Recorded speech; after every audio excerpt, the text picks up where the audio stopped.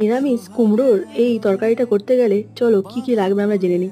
ফার্স্টে দেখো আমি কুমড়ো, আলু, একটু বিনস সব একসাথে কেটে নিয়েছিলাম টুকরো টুকরো করে। তারপরে দেখো কড়াইতে তেল গরম হলে তারপর আমি এখানে দিয়ে দিয়েছি পাঁচ ফোড়ন এবং শুকনো লঙ্কা। পাঁচ ফোড়ন শুকনো লঙ্কা ভাজা হয়ে গেলে আমি সবজিগুলো সব একসাথে কড়াইতে তুলে একটু ভাজতে দিয়েছিলাম। তারপর এখানে আমি দেখো গুঁড়ো মশলা দিয়েছিলাম, হলুদ গুঁড়ো, লঙ্কা গুঁড়ো, একটু জিরে গুঁড়ো, ধনে গুঁড়ো, নুন, চিনি সব কিছু দিয়ে নেড়ে কড়াইতে ঢাকা দিয়ে রেখে দিয়েছিলাম কিছুক্ষণের জন্য। আর এখানে বাটা মশলা হিসাবে আমি নিয়েছিলাম টমেটো, কাঁচা লঙ্কা আর একটুখানি আদা।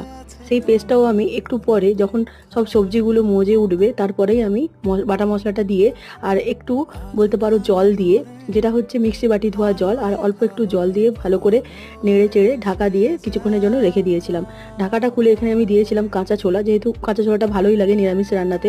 আবার ঢাকা দিয়ে রেখেছিলাম। তারপর নামানোর আগে দেখো এখানে আমি একটু কসুরি মেথি দিয়ে কিছুক্ষণ ফুটিয়ে নামিয়ে নিয়েছিলাম। এইভাবে নিরামিষ রান্নাটা খুব তাড়াতাড়ি